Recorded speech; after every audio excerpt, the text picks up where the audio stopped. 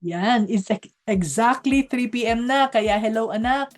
May mga tanong ka ba na paulit-ulit na naglalaro sa isip mo habang pinapatakbo mo ang negosyo mo?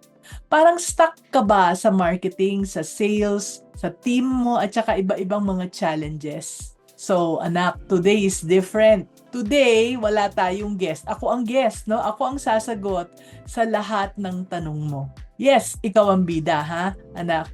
Negosyo mo, struggles mo, at questions mo ang pag-uusapan natin. So, welcome sa ating very special episode na Ask Me Anything with Mommy N. So, I would like to have some introduction later, make some introduction later. Pero dahil gusto nating makapag-reply sa as many questions as possible, today I have Miss Rona to help us manage the Q&A. Yan. So, Miss Rona, pwede bang bumati-bati ka muna sandali? Andiyan ka na ba? Hi! Yes, I'm here, Mommy N. Hello, everyone! Good afternoon po sa ating lahat. I'll be helping track your questions today. I'll call on you when it's your turn to ask your question. So I'm looking forward to a fruitful session this afternoon. See you later. Yan. Hindi ko siya nakita hindi siya naka-spotlight. Pero anyway, no, salamat Miss Rona. I just want to have a little intro. My name is Mami Negosyo. I've been a business owner for more than 40 years na. 40 plus, no? Chowking franchisee for 18 years, STI college licensee for 28 years, plus marami pang mga ibang negosyo. I'm now a mentor helping entrepreneurs like you grow easier and faster. Kaya if you want to know more about me and to get free resources, download our starter kit sa maminegosyo.com. Yan, yung link is in the chat at saka nakapin sa comments. That's maminegosyo.com. Madaling tandaan. Okay, so moderator, would you want to explain how these things will work? Sure, Mommy N. Okay, hi again, everyone. Let me quickly explain how our Q&A will work today. Here's how to ask your questions. Step 1, turn on your camera and then type me. That's M-E in the Zoom chat, and that's it. And step 2, I'll track who typed me first, check if their camera is on, and first come, first serve tayo. Step 3, when it's your turn, I'll call your name and you'll be spotlighted on screen. Step 4, please introduce yourself, your name, your business, and your question. Now, to give as many of you the possible chance to get guidance from Mommy N today, let's have one question per person first. And then, pag tapos na, and we still have time, we can go to round 2, round 3, and so on. I hope that's clear, and I'll see you later again. Mommy N, over to you. Okay, salamat Miss Rona. So for those watching on Facebook, I will do my best to address your questions as well, no? Pero kailangan kasi interactive yung question Q&A natin, kaya mas madali kung nandito kayo sa loob ng Zoom kasi I might need to ask some follow-up questions. Okay, so uunahin natin yung mga questions from nasa Zoom. So if you are serious about getting your questions answered today, join us dito sa loob ng Zoom, no? The link is in the chat and comment section. Yan. So, Pauline Artates. All right, can you go on the screen and tell me about your question? Hello po. Good afternoon, Mami N. Hello. Pwede ba natin siyang mas Wait po. Unless shy kayo, okay din pag shy. Hindi ka naman Okay siguro. lang po ba? Off ko po na. Mami N, I would like to ask lang po kasi meron po kasi kaming negosyo. And then 3 years na po siya. Now, syempre po, ano po siya, pet supplies and poultry supplies. So, meron po kaming isa pang branch. So, dalawa po yun. Meron po kaming main branch and then pangalawang negosyo na pareho lang din naman po. 3 years na po kami sa negosyo. Pero until now, parang ang tanong ko po, parang hindi pa po kami nakakaipon. Although gusto namin mag-asawang na makaipon, pero parang hindi pa namin maramdaman. Gusto ko pong malaman kung ano po kayang tamang gawin para matuloy-tuloy po na magkaroon po kami ng na may maitago. Alright. Para sa amin. So, okay, thank you. Thank you for that, no, Pauline? So, si Pauline daw ay merong pet and poultry supplies na business at 3 taon na at wala pa silang ipon. Okay, maraming question ito. Maraming possibility kasi. Number 1, lumalaki ba yung negosyo ninyo? Kasi baka naman wala kayong ipon, ay yung ipon ay nandoon lahat sa negosyo. What can you say? Sabi mo nakapag-branch ka na. Siguro Yes. Yun din po yung iniisip namin kapag branch na kami. Tapos, tingin namin yung mga stocks din talaga namin nandoon nakukumpleto naman lahat ng mga hinahanap ng customer. So parang kami lang po ngayon, hindi lang mawala sa isip namin kung bakit kaya. Although Mami N, lahat ng bills, expenses, rent, lahat ng kailangan bayaran, nababayaran naman po namin. Then kahit po kasi syempre may sarili kaming bahay, kinukuha din po namin doon para lang at least alam namin na nakakatulong din yung negosyo namin sa bills naman sa bahay namin. Actually, nagdo-note naman kami, may excess kami, pero hindi namin mapigilan, Mami N, na gusto lang namin magpaikot kasi ayaw namin na mawalan ng stock. Tapos ayaw din namin umutang. Hindi po kami umuutang. So, talagang yung pera namin sa negosyo lang din talaga. Sa stocks lang din po talaga. okay. So, ito yon If you don't mind, Paulina, ano yung age Yes. range mo? 20 to 30, 30 to 40? 30 to 40 po. Sige. Ito yung good news and bad news for you, Pauline, no? At saka hindi lang to para kay Pauline, para sa lahat ng nagnenegosyo. Pag ikaw ay nasa negosyo, hindi ka makakaipon.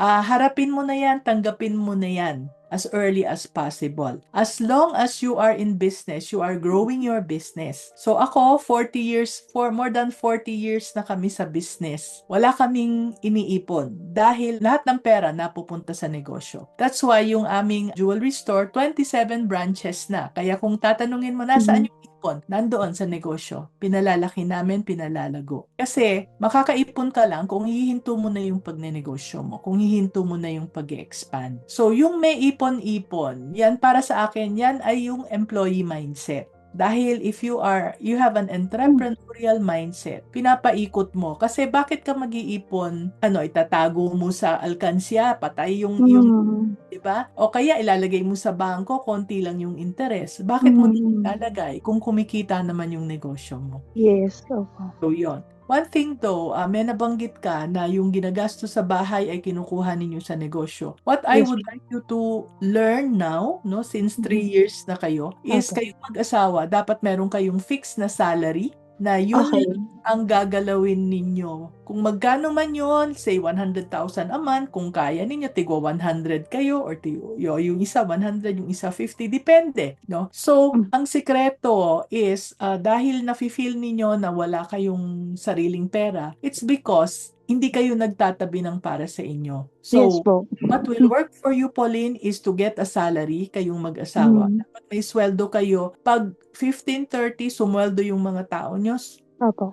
susweldo rin kayo, tapos itatabi nyo yan. So, yung GCash ninyo, dapat iba yung GCash ni yung bank account ninyo, GCash for the business. Iba rin yung sa inyong personal. At doon nyo lang kukunin yung personal expenses. Ngayon, kung gusto nyo magpunta sa Disneyland, bumiyahe, etc., doon nyo kukunin sa sweldo nyo at never from your business. Kaya makikita nyo na wala kayong ipon kasi wala kayong sineset aside. Pero, meron kayong pera at makikita nyo yung mga pera nasa stocks, nasa tindahan na binubuksan ninyo, na nagbabranch out kayo. No? Okay. And what you would need, of course, is yung guidance on paanong mag-branch out, paano ma-monitor yung inyong stocks na hindi nag-e-expire kasi alam ko pet and poultry supplies, nag-e-expire yan. Kailangang ma-monitor ninyo yan. So you need a lot of monitoring para hindi masayang. Actually po, Mami N, para na din sa mga nakikinig. Ang dami po talaga namin na-experience dun sa 1 to 3 years namin sa business. Dun sa 1 to 2 years namin, sobra-sobra yung stocks talaga namin. Kaya parang ang nangyari, after 1 year, nararamdaman talaga namin na may mga na-expired, may nabubutas, or may nasisira. Kaya dun talaga yung parang nasasayangan kami kasi sayang na hindi namin naaayos yung kung ilan ba talaga yung kailangan namin sa store. Pero sa ngayon, pakonti-konti, natututunan na po namin. Kaya ngayon, sumali po ako sa inyo. Gusto ko rin po humingi ng advice na paano naman kami makakaipon mag-asawa. Ayan, thank you, Mami N. Okay. Thank you so much, Pauline. No? So remember that. Sorry lang, wala pong ipon. Nakaipon lang kami nung medyo 60 years old na yata kaming mag-asawa. Dahil nag-decide na kami na ihinto na namin yung aming pag-grow ng business. Pero before that, talagang grow ng grow yung negosyo hanggang lumaki ng lumaki. Yan. Ay, Okay, so ipon is not really something that you work towards kasi kung kikita kayo ng mas malaki sa business, I would suggest na nasa negosyo yung inyong pera. Although, tama naman na kailangan meron kayong insurance para kung may mangyari, no? Yung mga basic na savings stuff for emergency. But other than that, nasa negosyo yung pera. At saka yung branching ninyo, I agree with yung branching strategy, no? Dahil kung may mangyari man sa isang branch, let's say nagkaroon ng nabaha yung isang branch. So sa yung ibang mga branches, okay pa naman at kikita pa naman. That is actually much better than putting your money sa alkansya or even in the bank. Okay? Okay, thank you. So that is Pauline. Miss Rona, sino yung ating Yes, next? thank you, Miss Pauline.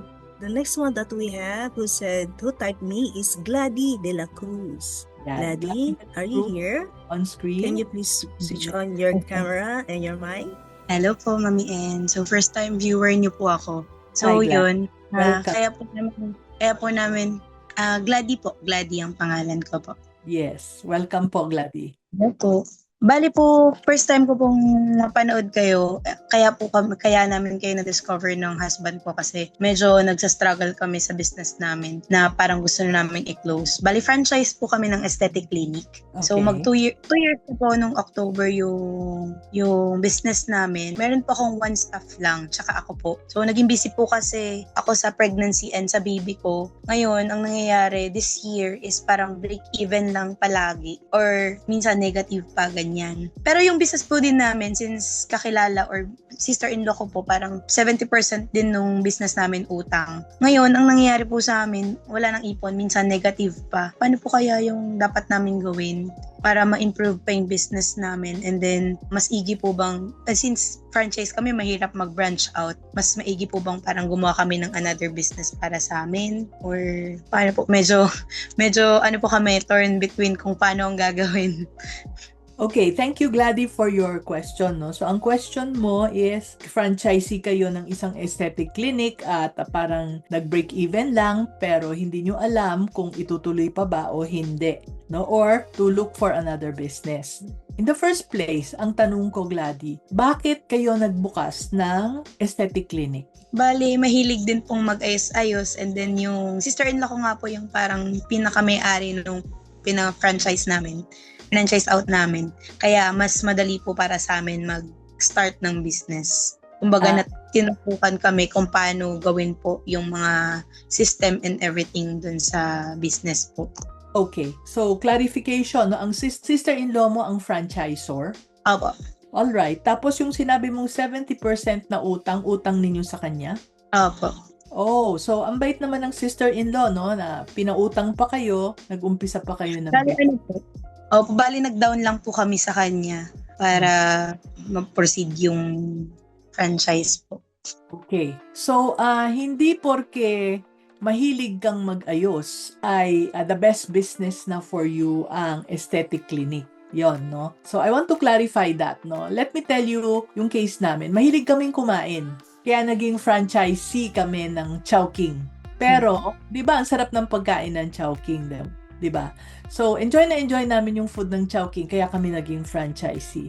Kaya lang, pagdating doon sa nung naging franchisee na kami, hindi na namin na-enjoy yung pagkain. Kasi, ang sakit ng ulo sa mga tao, alright, yung mga pagkain na nag-expire, tapos yung mga customer complaints, ang daming sakit sa ulo na na-realize namin na yung negosyo pala at yung ine-enjoy namin are two different things. Kaya after 18 years, nagtagal pa kami after 18 years pa na nag-decide kami. Actually, nung 15 years, nagde-decide na kami until finally we decided to close it down nung 18 years na. Kaya ngayon, bumalik na yung love namin for food and nag-e-enjoy na kami sa mga pagkain dahil wala nang sakit sa ulo. enjoy lang. Kaya hindi porke enjoy ka sa pagpapaganda, aesthetic clinic na, no, ang dapat mong pasukan. Kasi iba yung ikaw yung customer at iba rin yung ikaw yung nagse-serve. Halimbawa, ikaw yung talagang enjoy na enjoy ka, no? Meron akong kilala na siya talaga yung it's a glutathione place, no? So, enjoy na enjoy siya na nagpapaputi siya ng mga kababaihan. Doon siya nag-e-enjoy. Hindi siya nag-e-enjoy na mas maputi siya, kundi enjoy siya sa pagsiserve ng mga kababaihan na gustong magpaputi. Kaya successful siya sa business niya. So, do you see it? It's two different things, no? So, ang question ko sa iyo, Gladys, is, ano yung ine-enjoy mo talaga? So, baka yun ang iyong business calling. Baka itong aesthetic clinic ay hindi iyong business calling, kundi business calling ng iyong sister-in-law. Nag-start na po kami, Mami, and nag-ano naman po ko nakita ng asawa ko yung progress ko. Like, for example, sobrang galing ko sa makipag-usap sa tao kung paano ko i-market yung business namin. Kaso yun nga po na buntis po ako sa first baby ko, tapos yun nga po, na-busy ako, naging full-time mom din ako. So, nangyari po, parang 1 hour, 2 hours lang po ako nandun para mag-ayos ng business. Yeah. So, ito yon, no, Glady. Yung pakikipag-usap sa mga tao, kahit na anong negosyo, pwede naman yan. As long as you deal directly with the with your customers. Hindi kailangang aesthetic clinic. Okay? So, yon, ang question mo kasi is, dapat ko bang ituloy ito or dapat ko bang magkaroon ng another business na lang, magpalit ng negosyo? Ang sagot ko dyan ay discover your business calling. So, we have a book, no? Ipapalagay ko yung, just in case lang na interested ka, no? Ipapalagay ko yung link ng Discover Your Business Calling na book para makita mo, mapag-aralan mo talaga, ano ba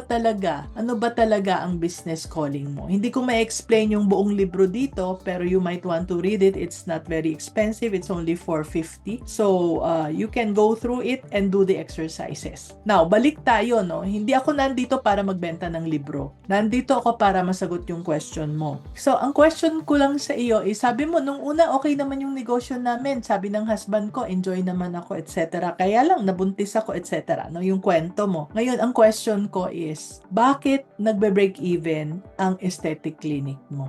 No? Ano yung reason? Kulang ba sa customers? Yung bang mga tao ay, yung mga tao mo, isa lang naman sabi mo ang tao mo. So, yung tao mo ba ay hindi magaling? O kaya mali ba yung location mo? Marami kasing mga reasons kung bakit hindi siya nagwo-work. Secondly, ilang taon na yung inyong negosyo, Glady? 2 years, Mami N.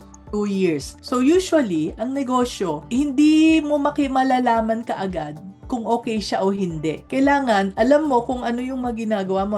For example, 3 years ka na or 2 years ka na nandyan. Ginawa mo na lahat ng makakaya mo at wala pa rin nangyari. It's time to give up na. Pero in your case, sabi mo nanganak ka, nabuntis ka, hindi mo ginawa yung lahat ng makakaya mo eh. Because there are so many things that you need to look at. First of all, no, yung marketing. Sa marketing, tama ba yung presyo mo? Tama ba yung lugar mo? Tama ba yung pag-promote mo? At yun, ang daming mga bagay na dapat i-consider.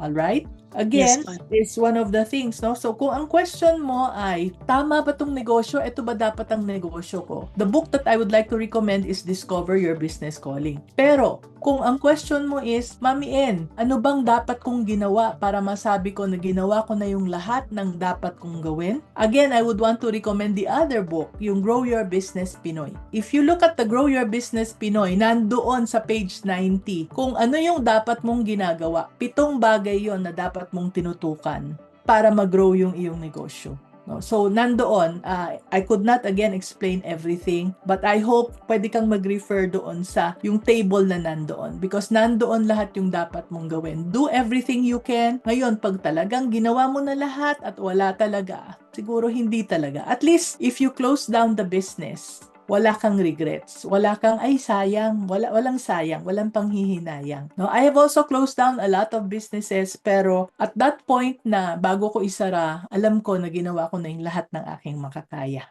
Okay, nakatulong ba, Glady? Yes po, Mami N. Okay, thank you very much. No? Thank you so So, much. Thank you, Glady, for your question. The next one we have is June Blanche Halalon. Are Hello you here po. Good Hello. afternoon, everyone. hello, good afternoon, June Blanche Apa. Anong negosyo mo, Blanche? I am from Cagayan de Oro and I own a diner and cake shop. We've been in the business for 5 years. We started during COVID time, my custom cakes. Tapos nung May, nag-expand kami into a diner cafe. Ang situation ko po, Mami M, is I have a partner sa coffee. Kasi pagkain nga po alam ko, hindi ako marunong sa coffee. So I have a partner that we do the food, tapos yung partner ko yung nag-o-offer ng coffee. Now, quick context lang po sa background namin dito sa Cagayan de Oro po. Ang challenge po kasi dito ng mga cafes is halos every week may nagbubukas na bago.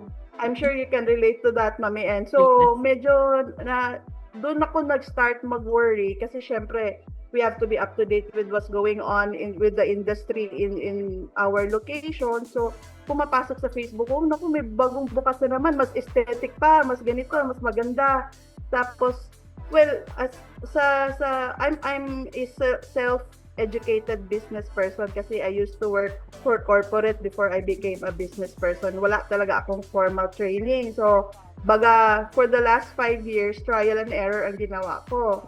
So one thing that I may have learned from my experience, Mami N, is you have to have an edge, tama po ba, sa business nyo. So ngayon, pilit talaga namin hanapin kung saan yung edge namin para hindi kami how do you say that in Tagalog? We will not be easily ma-cover up lang sa competitors kasi talagang very stiff na ang competition dito. Pagandahan ng place, pasarapan ng kape, kung tutusin, pare-pareho lang naman talaga ang lasa. But we're really very proud of our products. Now, I think my question is, how can we get ourselves out there? Kasi sa marketing namin ngayon, our challenge also is we usually do Facebook, posting, boosting, di ba ganun?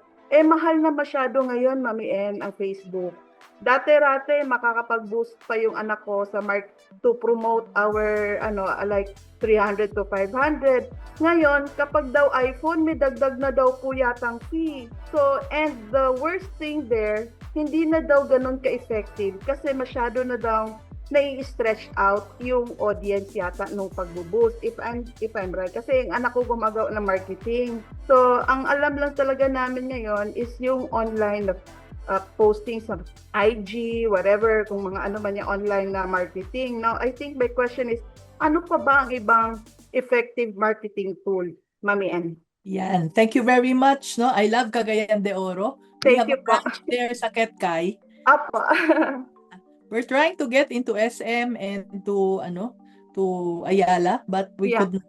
We're still trying. Opo. Anyway, I Masyado hope na mahal, Mami N. hindi lang mahal. Wala talagang vacancy. Yes. So we've been applying. But anyway, no. So Blanche, your question is, how do you get yourself out there?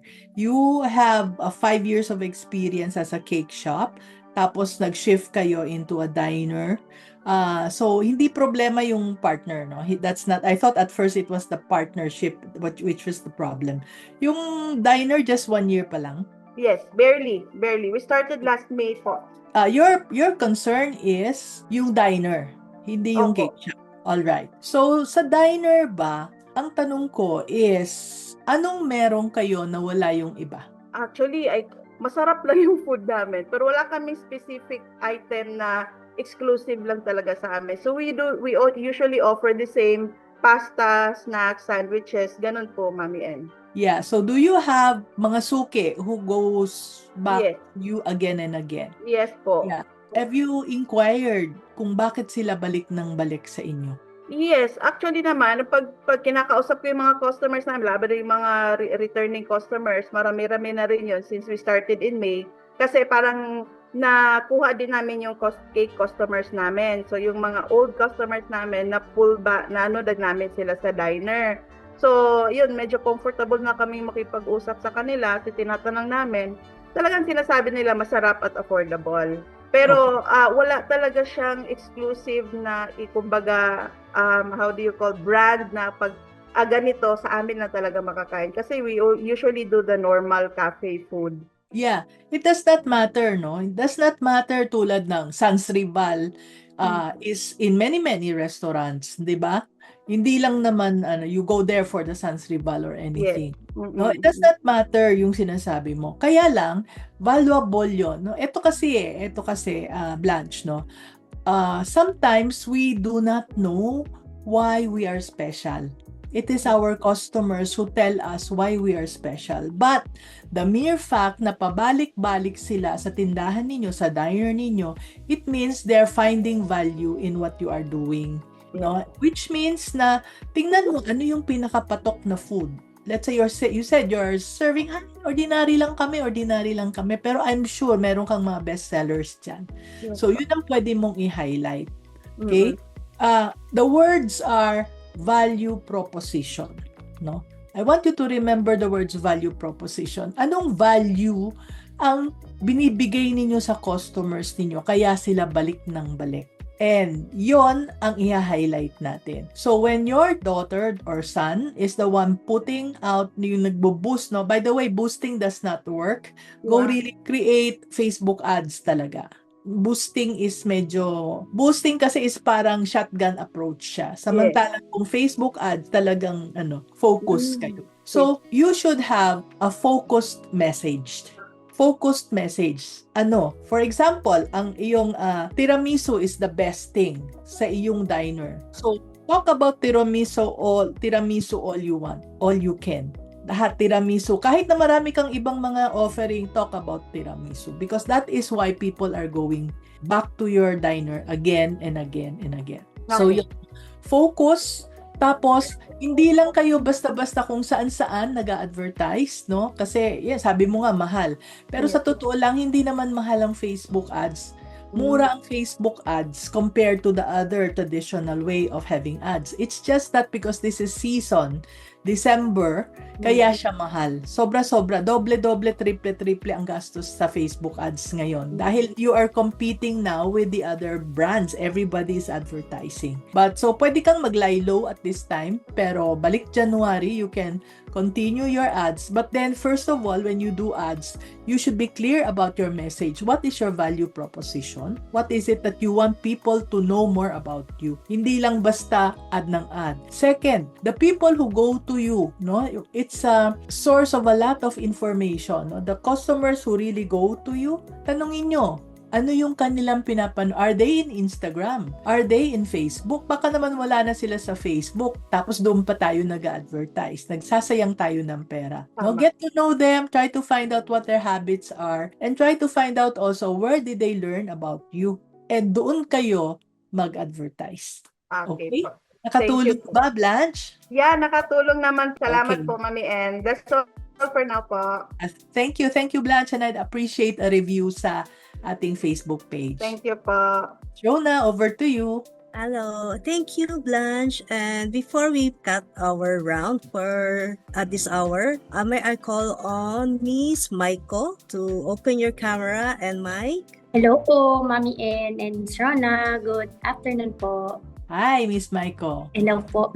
Ayun, finally nakasama na po ako dito. Yes, thank you. Super So talaga. can you let us know your location, your business, and how many years na at yung question mo.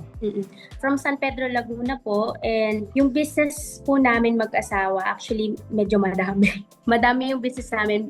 Parang hati-hati siya. Nag-umpisa po kami sa events po kami. So, we are photo and video services po for events. Nag-start po kami nung turning 10 years na po kami. So, okay naman po kami doon. Pero nung nag-pandemic kasi, dahil nawala lahat ng events, nag-put up kami ng pizza and coffee shop. So, yun. Parehas na namin pong pangarap yun mag-asawa na magkaroon. Pero dahil po sa event, so hindi namin siya natututukan. So, nung nag-pandemic, so naging okay po na yung pag-open namin nun kasi food is really okay na business that time kasi bawal nga lumabas. So kami, we're doing deliveries sa area. Naging okay naman siya. Nag 5 years na po pala kami this May ng Larry's Pizza. And then, eto po kasi, may inopen pa din po kasi ako na isa pang business which is a printing business. Pero ito naman kasi Mami Ann, parang kaya ako siya in-open up kasi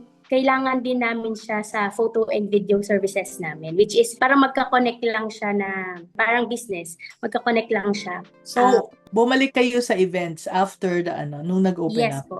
Opo. Okay. So, actually po nung pandemic, Mami, and nag-boom din po kasi yung business namin for photo and video, mga bandang 2023 or 2022, yung medyo nag-open up na yung mga events. So, paunti-unti, nagkakaroon kaming events. Tapos yun, na-sustain naman po namin yung sa pizzahan and coffee. So, ngayon po, ang dilemma namin ngayon, kasi yung pera namin ay halo-halo.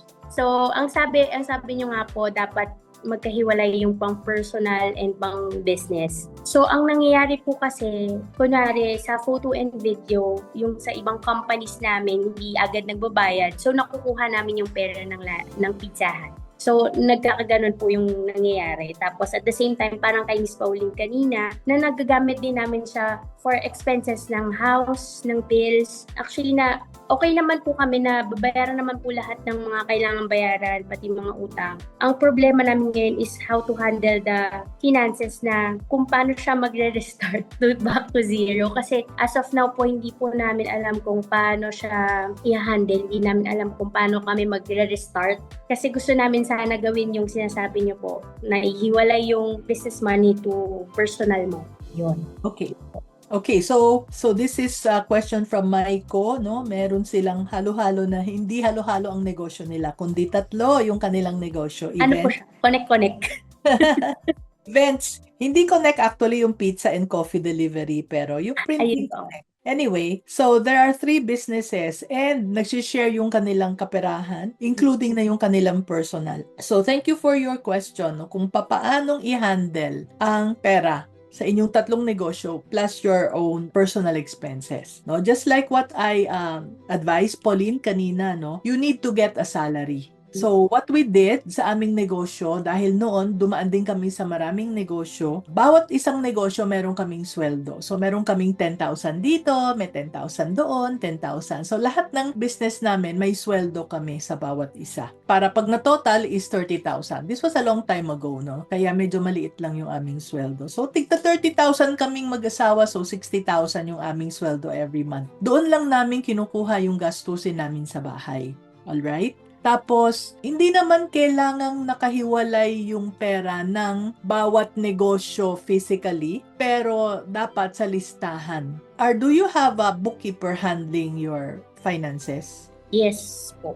Oo. So, nakikita naman niya kung ito, nangutang kay ganito, tapos napunta dito, at nagbayad na ba ito, magkano yung utang ni pizza kay events, etc.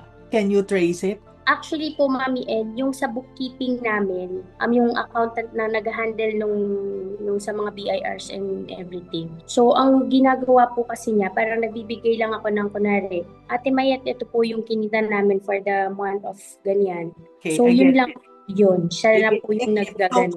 What you are telling me now is that you do not really have exact mga financial statements na per company at saka. So, what you need is somebody to help you sa mga ganyang bagay. No, this is a very good time kasi what I would suggest is for you to get somebody to help you. I can refer people if you can just get in touch with me if you want to. Magandang timing ito kasi end of the year. Pwede kayong mag-inventaryo sa tatlong negosyo ninyo kung ano yung you can create balance sheets from those 3 businesses. Tapos, kailangan gawan ninyo ng sistema kung papaano yung mga utang-utang ng bawat isa so that you can monitor. The important thing is to monitor your cash flow, the balance sheet, and the income statements of each business. You might find out later on na itong isang negosyo na to, sayang kung isasara nyo. Pero kung hindi nyo isara, sayang din yung oras ninyo dyan kasi konti lang yung kinikita. So, as business owners, you need to be able to balance your time and the money that you are making. At a certain point, nung the height of our business, we had 6 businesses running.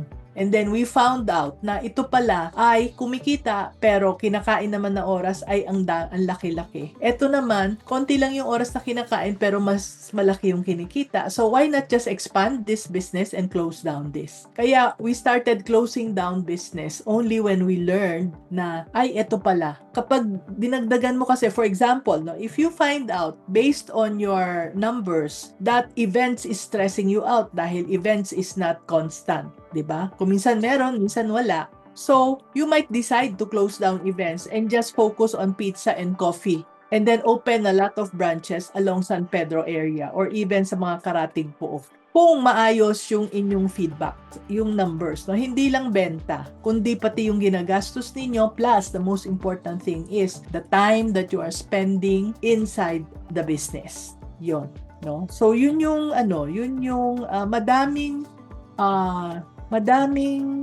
criteria or madaming bagay-bagay, details na dapat ninyong tingnan bago kayo makapag-decide na should you really continue all three? Should you expand one na mas mabilis, mas malaki ang kikitain ninyo kaysa nagfo-focus kayo sa tatlo? Since if you have 3 businesses, I promise you, ang attention ninyo sa detail is very superficial. You will not be the best at it. Sa events, dahil meron pa kayong 2 negosyo, you will not be the best at events. Maybe now you are the best, pero if somebody comes in that's better than you are, then you will not be the best anymore. And you will be competing sa prices. And that will limit your profit margin. So, ang advice ko, not only to you, Maiko, but to everybody who's watching, sana you are in a business where you are the best at it. And the only way you can be the best at your business is if you go narrow, focus, and then go deep.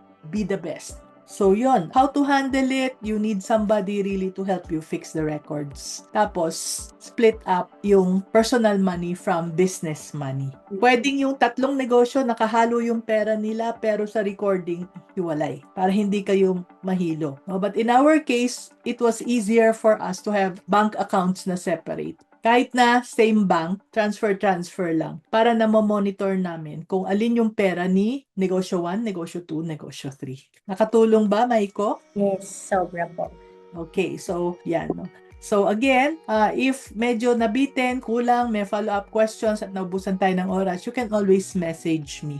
I'm everywhere, in most platforms at least, under the name Mami Negosyo. So message nyo lang ako at makakarating po sa akin yung ating mga questions. Yan. So Miss Rona, do we have the next one? Yes, we have the next one po. Thank you, Miss Maiko. The next one we have here is Miss Roda. Okay, so let's have Miss Rhoda. Hello po. Hi. Raise and Yeah. Raise and Rise ang wellness po ang aming yeah, actually so, po I'm in Dubai and nakikita ko po yung video nyo always sa TikTok. So Okay. pinapanood ko lang siya and then one time naglakas loob ako magtanong pero nahiya akong mag-reply. So ngayon nakita ko talaga yung isang ads nyo and then I said I'll take the chance. Kasi Yeah, ganito thank po you. ang story. So I am a holistic health coach. Board certified po ako ng US and I'm practicing here in Dubai. So mga holistic wellness, kung ano-ano, more on human activities. Ngayon, nag-open po kami sa Philippines, sa Calamba, Laguna, ng Raise and Rise Wellness. It's under corporation, pero mostly, it's like family business, small family business. Tapos meron kami mga friends na mga silent investors sila. So, it's a combination, ang age range ng business namin is kami mga 50s, 60s. Tapos meron kami mga bagito, parang balance po pag when it comes sa mga marketing kasi may mga alam sila na hindi namin alam. Ganun ang ginawa namin. So we open up mga July 20 and we had a 70 square meter lang na trial po ang ginawa namin kasi gusto ko mag-open up ng wellness center na doing holistic approach, yung may mga session therapy, sound healing, yoga, and at the same time, it's a combination of salon wellness. Kung yung may hair, nails, may the usual thing. And ngayon, honestly, I don't have any background about salon. So I asked a consultant to handle it, yung mga gamit, kung ano yung mga, kasi sa wellness side, kayang-kaya ko siyang patakbuhin kahit nakapikit. Pero yung salon, ang inisip ko kasi parang nagkaroon ako ng fear-based mindset or parang lack of mindset na kailangan ko munang lagyan siya ng small salon para ma-introduce yung wellness sa mga client. So pag merong salon, pag tinanong lang, ano yung meron sa kabilang room, may mga yoga, may introduce sila ng mga ganon. So kami lang, ang plus factor namin na nakita ko is, kami lang yung salon along that area na medyo high-end.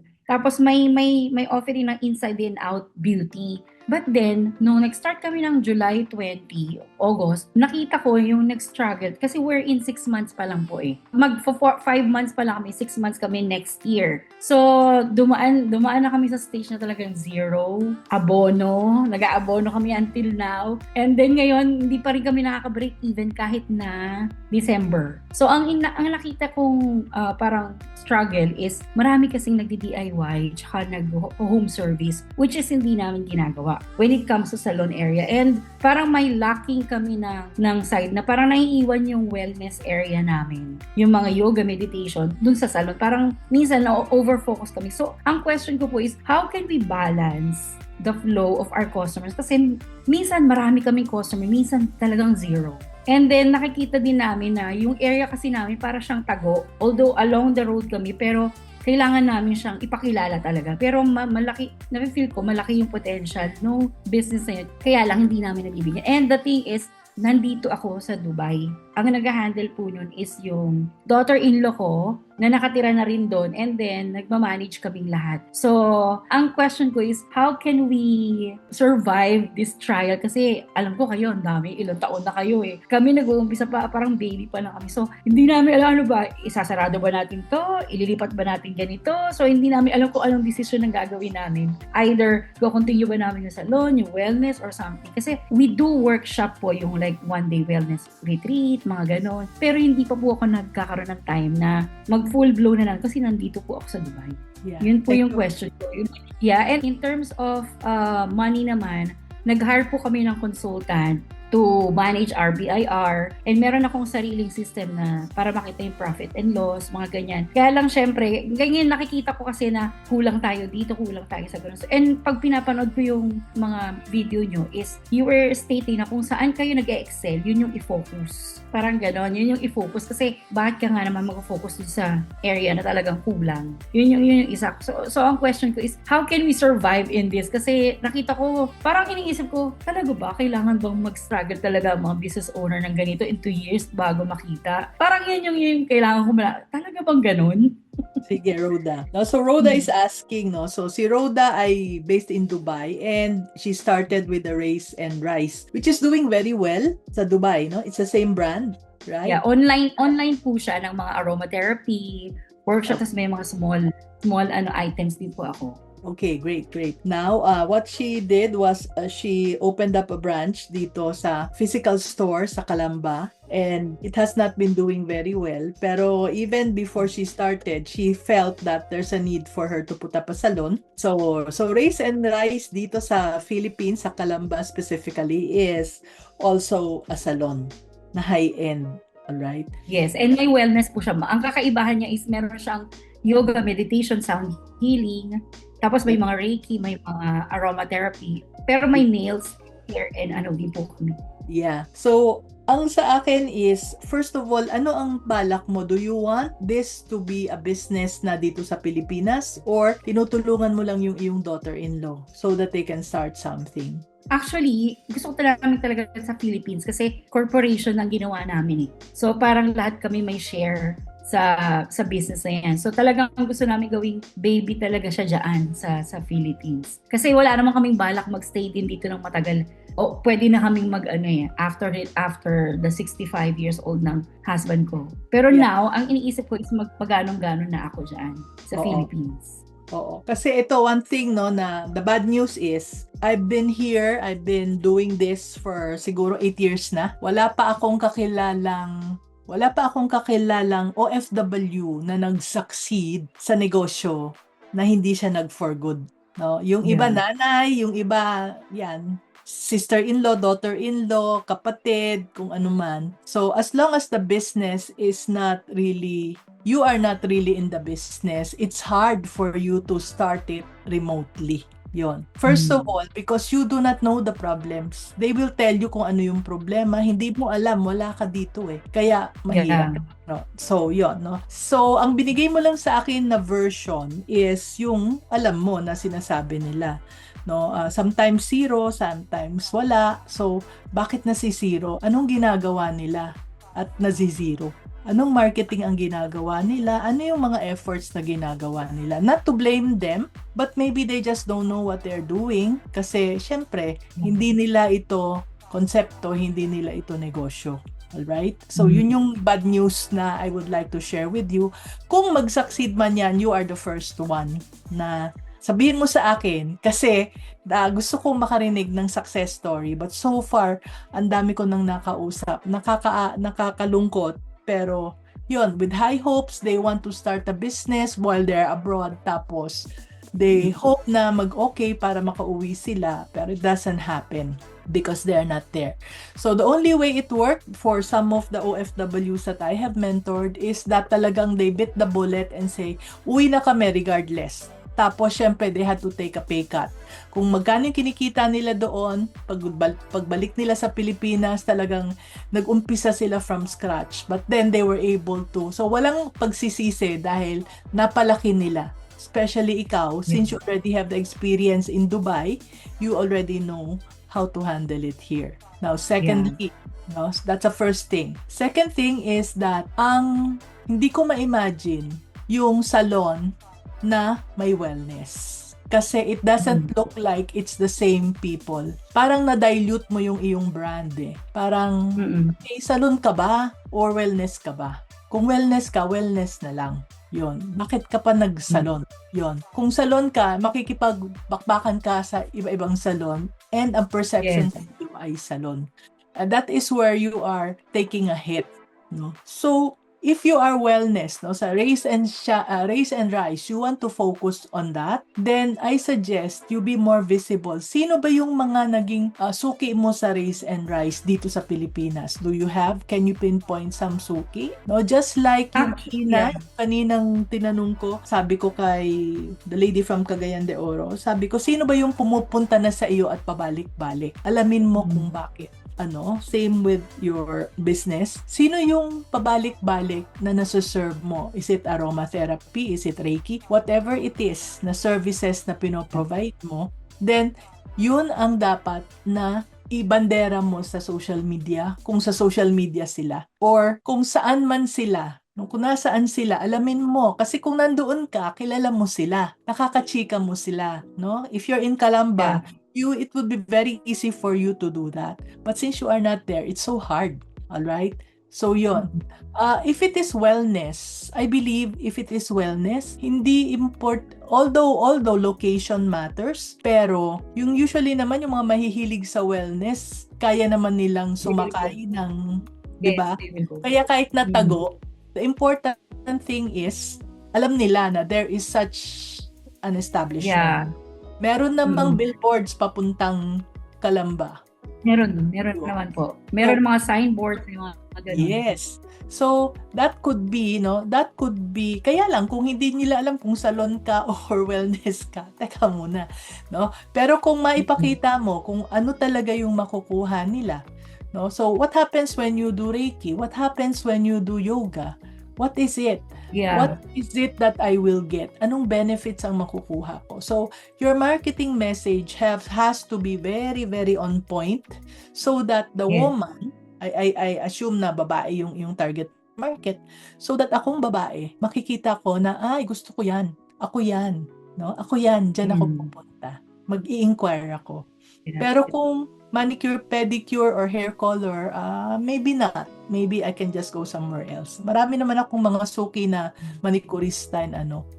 So yon, identity is medyo malabo. You might want to fine-tune it a little bit. And, so yun. Kasi din ang nakikita namin is sobrang laki ng expenses sa salon pero hindi kumikita. Yun yung para nakita namin na grabe yung laki ng abono namin doon, hindi kumikita. Pero nung once na ginawa, kasi nagstay ako dyan ng 2 to 3 months, 2 months eh. Nung nandyan ako, nag-focus ako ng parang may wellness, natutuwa yung mga iba na, buti meron dito kasi dati walang ganito na may yoga, may sarili. So sabi ko, siguro parang time natin na i-focus yung pinaka-wellness mismo. Kasi ngayon ang daming competition ng salon. Right. Tapos nakikita ko na parang, kailangan ko makipagbrasuhan sa mga salon, usually ang dami naman din, di ba? Yes. So thank you very much for that. Ang problema ng mga salon, yung kanilang mga yung mga tao, no? Kasi yung mga tao, yung mga stylists, yan. Kasi let's face it, no? Tayong mga kababaihan, sumusunod tayo sa stylist natin. Kung lumipat siya ng parlor, lipat tayo. Lipat siya ng salon, lipat tayo. Kahit na malayo, kung minsan sumasakay pa tayo ng ng malayo para lang sundan natin yung ating stylist. So yun. No? So it's not about even sometimes the location. Okay? Yes. Tulong ba, I Roda? agree. Thank you very much. Thank you. Thank you. At this point, Mommy Ann, we'll have a quick break. Anak, I need to tell you something important about Christmas gifts. Ito yung na-discover ko when I was younger. We're not just talking about gifts. We're talking about gifts that change lives. Food, it's gone before you know it. Clothes, nako, they wear out. Or we outgrow them, di ba? Gadgets, they just end up as clutter. Pero ang isang libro, anak, a book can change a business, a family, and a future. And today, I'll show you the most meaningful gifts you can give this Christmas and solve your gift-giving stress at the same time. For those who want to start a business pero nalilito, this is the book for them. Discover your business calling. Clarity, direction, courage. And it's only 450 pesos. Ito naman, for your business owner friends na pagod na, who need structure, order, at peace. This book gives them that. Grab it for only $4.95. Now, if you want something sulit, our bestseller is the 2-book bundle. Discover plus Grow for only $8.80. Perfect for couples in business or give both to one person. Complete transformation. At mga anak, ito ang pinaka-magical this Christmas. 6+1. The Discover series, $2.7 lang. 6+1, the Grow series, $2.970. Buy 6 and get 1 additional book for free. 1 purchase and 7 lives could be transformed or more. Perfect for corporate gifts, client appreciation, or team giveaways. Isang order, tapos na lahat ang gift-giving stress mo. And before you leave, anak, remember this. A book you give today might inspire someone years from now. Maybe your loved one. Maybe yung anak nila. Maybe yung kanilang mga magiging apo. Food fades. Clothes fade. But wisdom stays. Check out the yellow basket to place your order now. This is Mommy N wishing you a Merry Christmas, anak.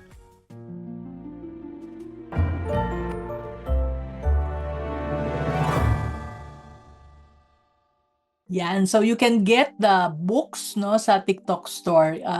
Napakagaling po na na Christmas gift 'yan kasi hindi yan itatapon. I'm sure. Sige, Miss Rona, take it away. Round 2 na tayo. Yes, round 2 na po tayo. We'll have Sir Vernon. Yan, Nandito na po kayo. si Thank Vernon. you. Hi. Yes po, I'm so magandang happy gabi to po. see you. Yes. Yes po. Sorry po, medyo late po naka-join sa meeting. Yes, taga Bulacan po ako and franchise po yung business po namin, fried chicken po. We started in October, so going 2 months po this December. And medyo matumal po talaga. Meron pa pong kakompetensya na isang fried chicken business din po sa area. So, yun po. Pero ang pinaka-question ko po, Mami, is yung separation po ng task po kasi may business partner po ako dito. And napanood ko po yung isang video nyo po sa Facebook na pag mag-business partner is separation po ng task. Ako po is nilinaw ko na sa simula pa lang sa marketing and admin side po ako. And then the business partner is operations. Pero ang nangyayari po is parang ako pa din po yung kinoconsult pagdating sa operations and yung ibang task lang po yung ginagawa niya. And then most of the time nandun rin po ako sa store para magbantay as to compare dun sa kanya. So, ayun po. Paano po kaya yung ganun na dapat mas tutok siya sa operations and then less na yung consultation sa akin? Though, kailangan ko pa rin mag-jump in kasi feeling ko wala rin talaga siyang experience sa business unlike sa akin na meron na po ako mga previous businesses before. Tapos, ito po yung napag-joinan lang namin na franchise. So, paano po kaya yung ganun? Okay, so Vernon, linawin ko lang, franchisee kayo, no? Apo. Okay. Okay, so Vernon has a question. He is in a franchise, fried chicken. Is a franchisee of a fried chicken, kiosk ba to? Store po siya pero take out lang po. Take out. Okay, take out store. All right. So meron siyang partner. May I know, no? So ang tanong mo is papaano yung separation of tasks. Okay? So may I know kung ilang % ang inyong sharing diyan ng partner? 50-50 po. Yan. First of all, no, sayang kasi ngayon na tayo nag-usap na nandyan na yung business mo. Ang aking advice talaga is, no, it's not only for Vernon but for anybody who would want to go into a partnership. Kahit na 50-50 yung pera, kaperahan na ilalagay ninyo, pero kailangan yung decision making ay dapat ikaw ang majority kung ikaw ang nakakaalam ng negosyo. Alright? So, I would suggest 70-30, no? At saka, mas mabuti kung maliit lang naman na negosyo, 70-30 na rin yung kaperahan na ilalagay mo. No? So, for partnerships, dapat ikaw ang majority kasi ikaw yung masusunod. Kung minority ka, medyo mahirap yon dahil wala kang boses. But since 50-50, pag hindi kayo nag-agree, sino ang dapat na maging decision maker? Medyo malabo. No? So nasa situation ka na medyo may kahirapan. Okay? Next, sineparate ninyo nga yung tasks. Ang question is, yung competency ba na ibinigay mo sa kanya ay kaya niya? Kasi nakipag-partner ka sa partner mo na hindi pala siya marunong, ikaw yung marunong, tapos gusto mo siya yung gagawa ng operations, medyo hindi niya kaya. So papaano ngayon? Kung hindi na siya magtatanong, papaano ngayon? So, medyo ang napili mong partner ay medyo sablay kasi kung talagang ikaw magaling sa marketing, kaya ka lang kukuha ng partner is kukunin mong partner na kung saan ka mahina at magaling siya. Okay, so moving forward, ideally, Vernon, kung makikipag-partner ka, first of all, kung kaya mo naman yung kaperahan, huwag ka nang makipag-partner. Kasi mas okay na sa iyo yung pera, lahat or if not, majority. Second, is kailangan competency-wise, kung ano yung hindi mo kayang gawin, kaya niya. Kaya niya mag-isa. Ikaw naman, meron kang kakayanan na ikaw ang magaling na hindi niya kaya. Kaya kayo magpa-partner. Alright? But if you got somebody na ini-expect mo na ito yung gawin pero hindi naman niya kaya, medyo sablay yun. Mahihirapan ka talaga. Ang suggestion ko dito is kung talagang kaya mo naman siyang i-buy out, kausapin mo na lang since ikaw naman ang gagawa ng lahat, bakit mo pa kailangan ng partner? Yon, no? Next is kung ano man ang agreement ninyo as partnership, dapat nakasulat. May kasulatan ba na siya yung gagawa ng operations at hindi siya dapat magtanong? Napirmahan nyo bang pareho? May kasulatan ba kung ano yung role mo at nakapirma ka din ba doon? Yon. No, yun yung pangatlong bagay. Dapat nakasulat. Kung notarized, so much the better. Pero kung hindi, kahit na nakapirma kayong pareho at merong date, that will already stand up in court. No? At least malinaw. Next, may sweldo ba kayo pareho? Magkano yung sweldo niya? Magkano yung sweldo mo? Nandoon din. Ilang oras ba ang dapat na i-devote niya sa negosyo? Ilang oras ang dapat mong i-devote sa negosyo? Nakasulat ba yon dun sa kasulatan? Okay? And lastly, no? What if ayaw nyo nang mag-partner? Kung baga, gusto mo na siyang i-buy out, ano dapat ang basis ng presyo? Or what if gusto ka niyang i-buy out, ano yung dapat na presyo? No, what if may mangyari sa iyo? Pwede mo bang ipamana sa kapatid mo or ipamana sa anak mo or sa asawa mo yung negosyo? At kung may mangyari din sa kanya, pwede bang ipamana yun? Ang tawag doon ay exit clause. Kailangan very clear yung exit clause ng inyong partnership. Okay? So, kung nag-usap tayo before this, then these are the things that I would advise you. Now, since hindi tayo nag-usap bago ka pumasok sa partnership, so, isipin mo na lang, gusto mo ba siyang i-buy out or gusto mo bang i-buy out ka na lang niya? Pag-usapan ninyo. Siguro nag-umpisa kayo ng magkaibigan. Sana hindi kayo magkahiwalay ng nagkakasamaan ng loob. Mag-usap kayo ng mabuti bago kayo mag-away. So, that is my advice for you. Nga po, dito na nga po yata masisira yung pagkakaibigan namin. Oo nga eh. Ayun ang masakit eh. Kasi kung minsan, no, yung kahit na mag-asawa nga, nag-aaway sa partnership pag magkasama sa negosyo. Kaya kailangan pinag-uusapan. So habang hindi pa sumasama yung loob mo na todas-todas na todo-todo ay, usapin mo na siya.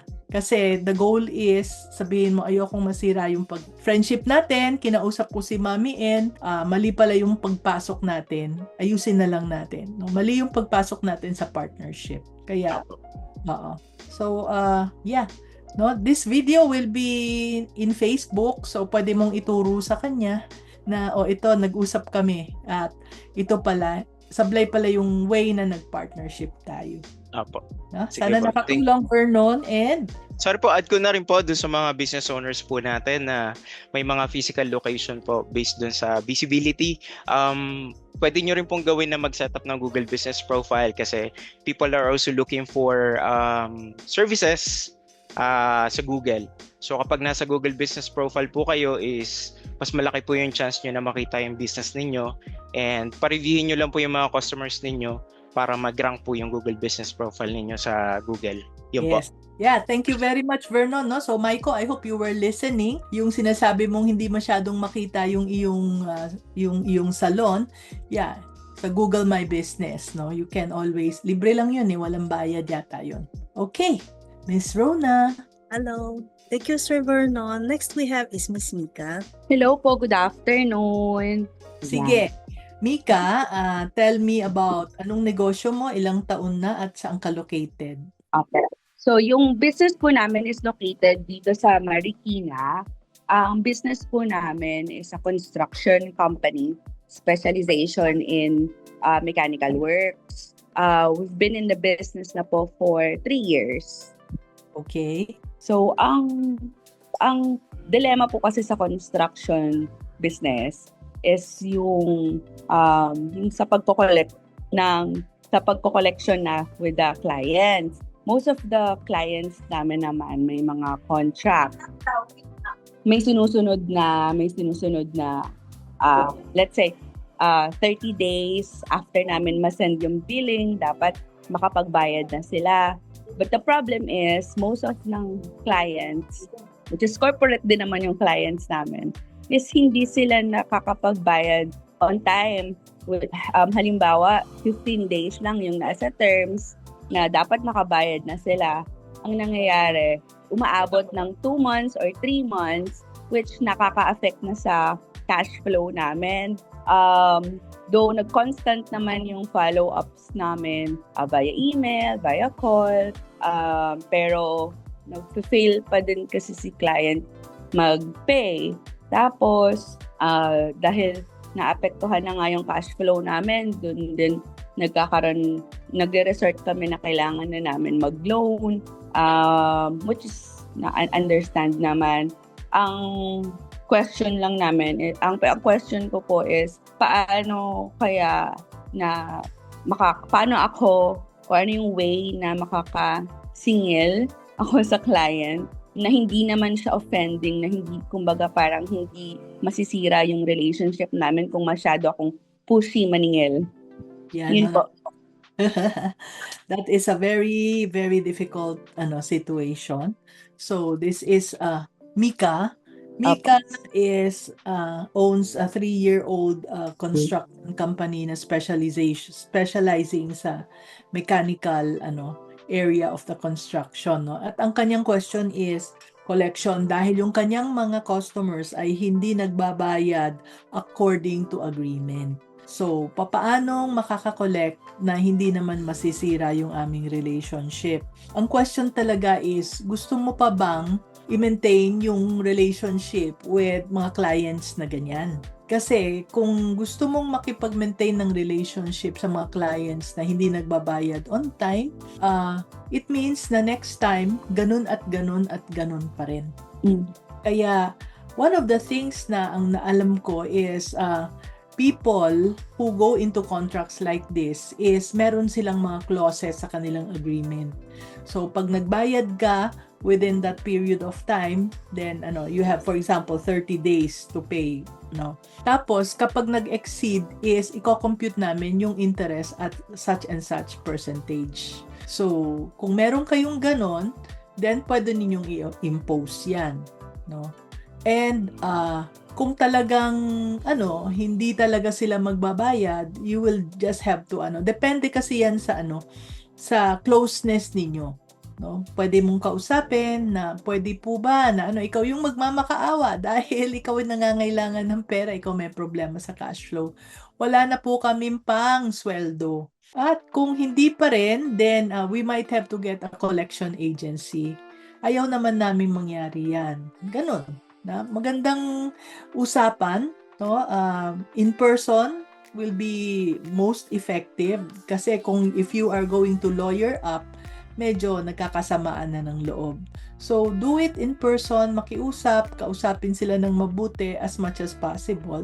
Pero kung talagang hindi, you really just have to use a collection agency and lose the relationship. And on the other hand, kung minsan, kapag ni-let go ninyo yung isang relationship dahil hindi naman nagwo-work, you are opening yourself up to more relationships. Hindi naman siguro sila lang ang pwede mong maging customer, no? Sa Marikina, hindi lang naman sila yung mga pwede.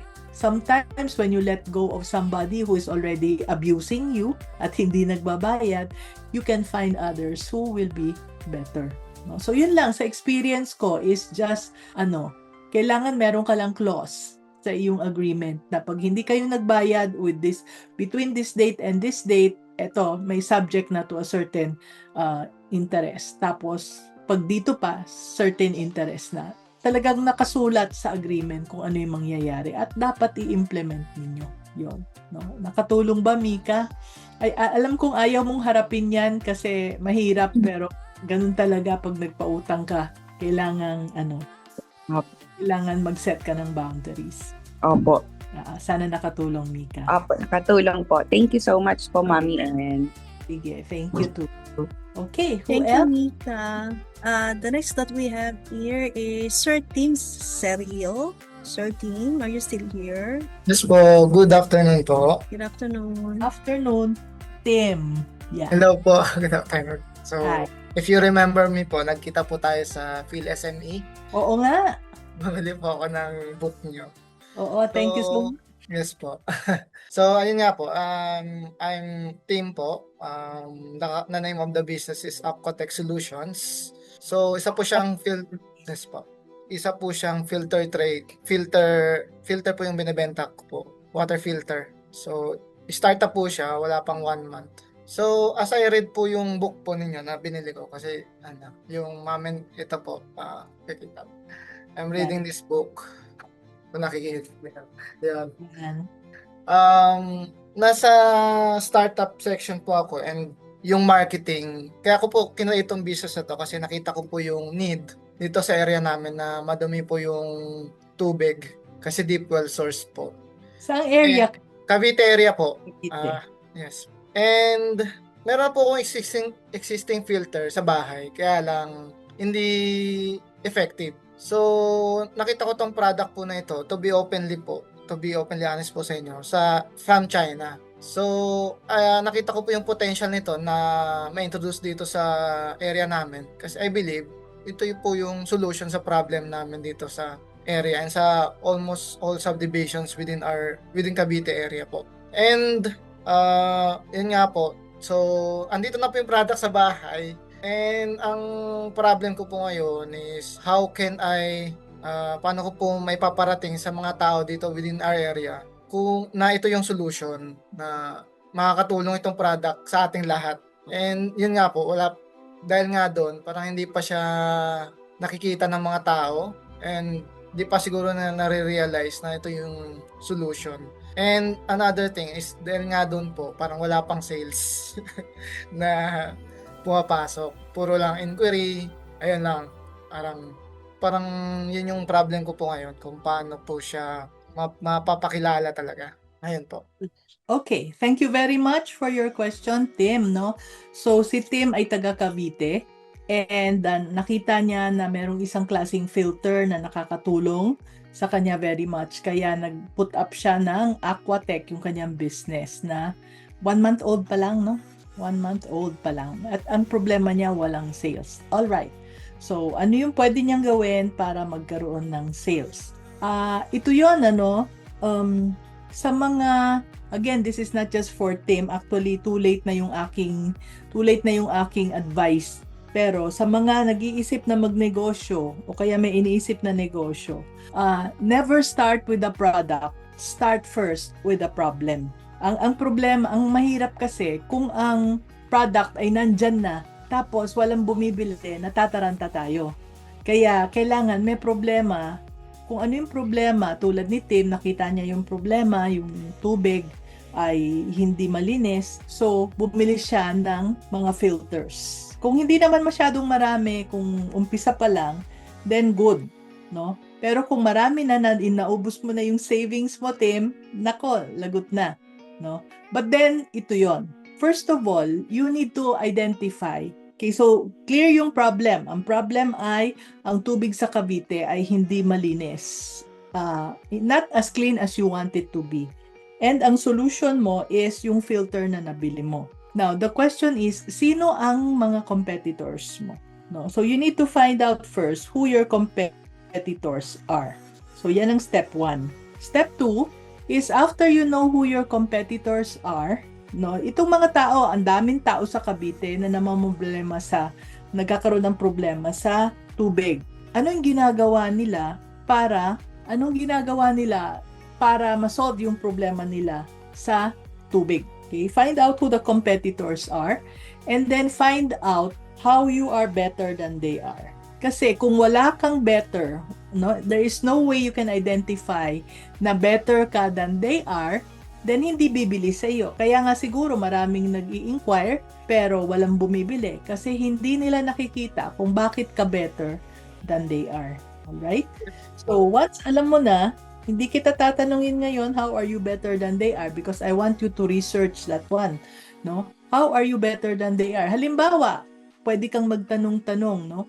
Even before you bought the Aquatech gadget that you have now, tanungin mo yung mga kapitbahay mo, ano yung ginagamit ninyo na filter? Ano yung problema ninyo sa filter na yan? Madaling masira, o kaya hindi naman malinis, o kaya mahal, whatever it is na complaints nila sa filter na ginagamit nila, ang hahanapin mo yung filter na makakasolve ng mga problema ng mga tao para alam mo kung ano yung sasabihin mo. No, halimbawa, ang sinasabi nila is, ay nako, madaling masira, kailangan palitan again and again and again. So, you look for a filter that will stay longer. Halimbawa, yun is every week kailangan magpalit ng filter. Yung sa'yo is once every 6 months. Then, yun ang marketing message mo. Yun ang marketing message mo na hindi mo na kailangan palitan ang filter mo every week because this one is good enough for 1 month.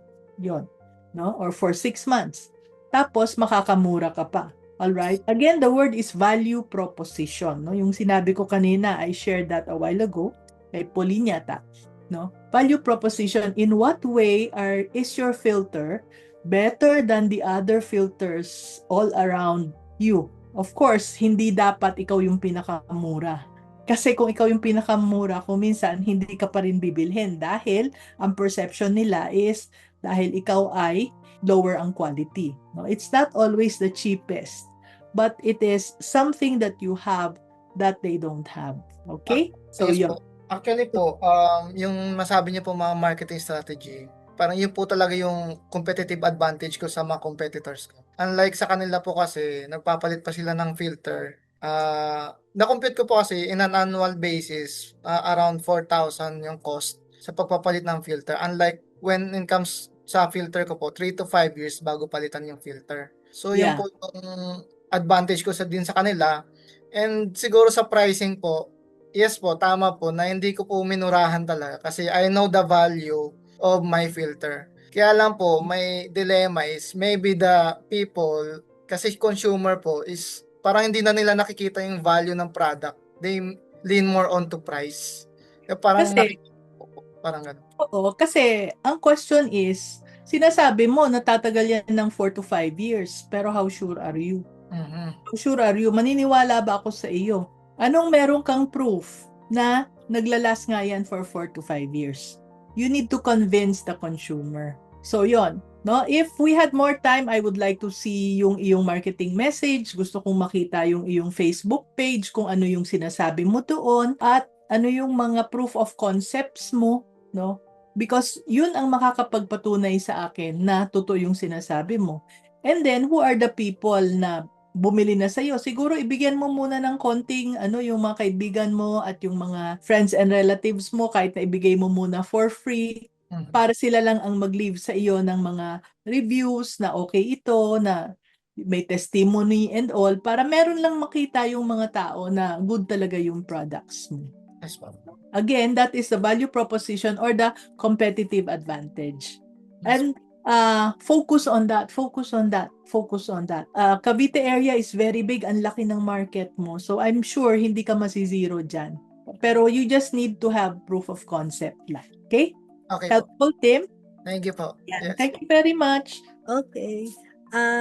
Miss Abby, I see that you said you typed me. Are you still here po? Ah, okay. Yes There you po. are. Good afternoon. Good afternoon po. Wala, ang sarap doon makinig kay Mami and daming learnings. First and foremost po, Mami and I'm Abby from Puerto Princesa, Palawan. And my Wow. business is mga natural products like soaps, balms, mga sa cosmetic skincare po. And I've been in the business for 7 years. And yung question ko po is, how long does it take for a business, no, to have testing phase? Kung kailan mo masasabi na mag-grow ka na or kung kailan ka din mag-give up. Kasi in our case naman ngayon, no, background na rin is medyo na-pause kami sa business since nung nanganak ako, since ako nga lang din lahat and I'm a full-time mom.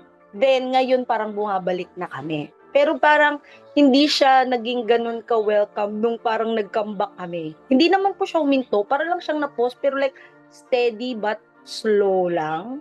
And I wanna scale up and make it big as well. Yan. Okay. Thank you so much. No? So, it is si Abby. Abby, ang tanong ni Abby, so she is into, ano na nga yun? Healthcare? Health Yes po, cosmetics. cosmetics. Natural skincare. Meron kang call friend dyan sa tabi mo, ha? Andito po yung asawa ko. Fan niyo Yes. din po siya.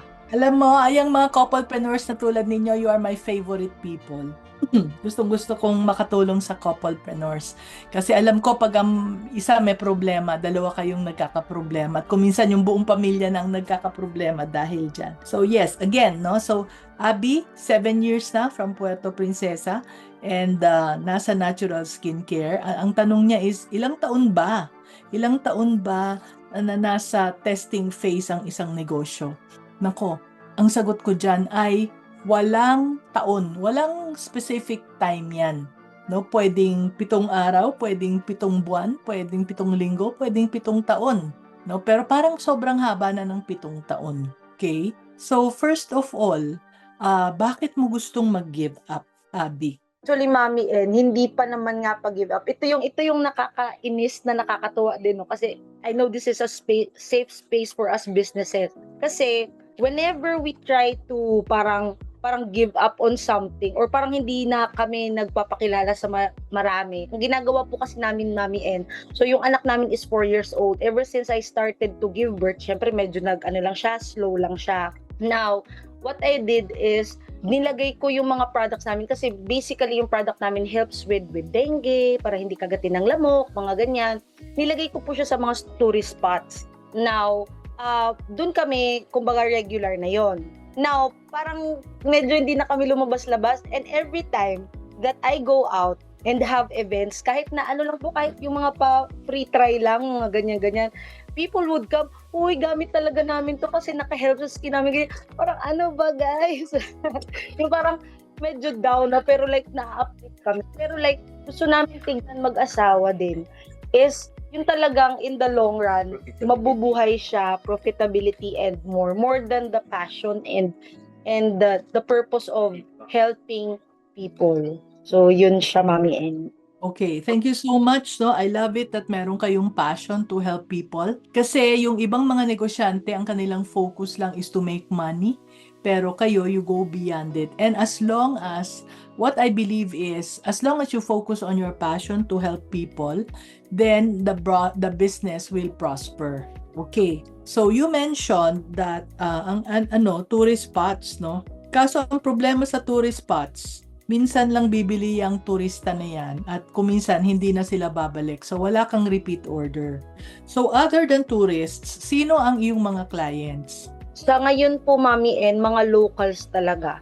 So basically yung business ko is gino ko siya dahil sa kung ano yung need din dito sa province namin. So una po talaga ay ang idea ko is to help people of Palawan kasi po mataas po ang dengue and malaria cases dito sa amin. And then also came yung hand, foot, and mouth disease sa mga kids. So nag-formulate din po ako ng soap. So by the way, I'm a cosmetic science formulator student. Kaya yun po, dun ko binabase para parang hindi siya into trends lang. It is really a need that I'm giving solution po. So yun Okay. siya. That's awesome, no? Abby, no? So, dengue. So, parang, kung baga kontra lamok. yung iyong ano, no? Is it a BAM? Yes po, Bam. A BAM for dengue. All right. Opo. Pag ako ba ay nag-search sa internet na BAM kontra dengue, ay makikita ba kita? Yes, Mami, and pati yung Shopee namin lumalabas siya. Pero may difficulty kami with the Shopee ngayon kasi 'di ba kailangan na ng mga permits. That's why we are parang leaning into that na magpa-FDA na kami. And also, yun nga, parang nasa gitna kami ng, are we gonna stop this and just focus on other business, or are we gonna continue this and push para ma-increase siya, parang ganon. Okay, so Abby, what other business do you have? Actually ngayon, Mami, and meron din kaming business that helps with insulin resistance. This naman is a side hustle lang. So, distributor ako, then I do that on the side. But basically, since kilala na po ako, yung branding ko po is nasa health and wellness talaga ever since, kasi marami din kaming skin concerns to start with before. Now na na-manage na siya, and naging cosmetic science formulator ako. Kaya naging business siya. Tapos Alright. syempre nag-baby, tapos mga natural ingredients, mga natural stuff. So doon po talaga siya nag-lead. Okay, insulin. Dito sa insulin, this is an MLM. Yeah, opo. All right. Ano ba to? Coffee? Hindi siya, Mami, and it's called Feel Great System. Ano to? It's tea and fiber like this na we take before eating to help lower our glucose spikes. And Oh. it helps naman, generally po, it really helps with insulin resistance, which is commonly the problem nowadays when it comes to obesity and diabetes, hypertension. Sa health na talaga siya. Okay, got it. All right. Going back to yung yung passion mo. Your husband, what does he do? Actually, he's a former manager sa SM, sa retail naman. Tapos, I tapped him, sabi ko, wag na tayo, focus na tayo dito. Kasi, sabi ko, let's make it big. Then, the thing here is, syempre may trabaho siya before, hindi pa kami makapag-focus, kaya slow lang. Then ngayon, totally nakapag-resign na siya. Kasi nga po, dahil health concern din, dahil ang husband ko may thalassemia. So, problem yun sa dugo, payat, and mapusyaw yung dugo nila. So, ako naman personally, hindi yung di-discuss namin, I want them, kasi parehas sila ng anak ko. Sabi ko, I want them to have a business that they could also have natural sunlight, yung mga ganyan, Mami, and then also to earn. Hindi lang yung gano'n na business lang. So, it could help their health as well. Kasi, syempre, anything natural will really help us with regards to our health. So, gusto ko sanang gano'n. Ever ngayon, nagpa-plotting pa din kami. Nagpa-plotting pa din kami. Kasi, I'm asking him, sabi ko, nasa management ka naman and you know better. Kaya kung parang feeling ko, Mami, mahina ako sa tao. But I love to teach. Pero mahina pa ako mag-manage in a way. Sige, Abby, I love it that you love to teach. I have an idea for you. Ewan ko kung type mo to, no? Since you are academically qualified naman to work on those products, no? To produce yung mga products na sinasabi mo. And I guess you already have mga testimonials ng mga people who can say that those things work. I think your problem is just first of all, production. Dahil ikaw lang mag-isa, hindi na pwedeng ganyan. No, you have to think big. Kung talagang hindi pwedeng atras abante, kailangan abante ng abante. Kaya itong question mo na ilang taon bago tayo magte-testing phase, that is the wrong question to ask. If you are a business owner, walang testing na, walang atras abante. Abante lang ng abante. Okay, this one did not work. Let's do something else.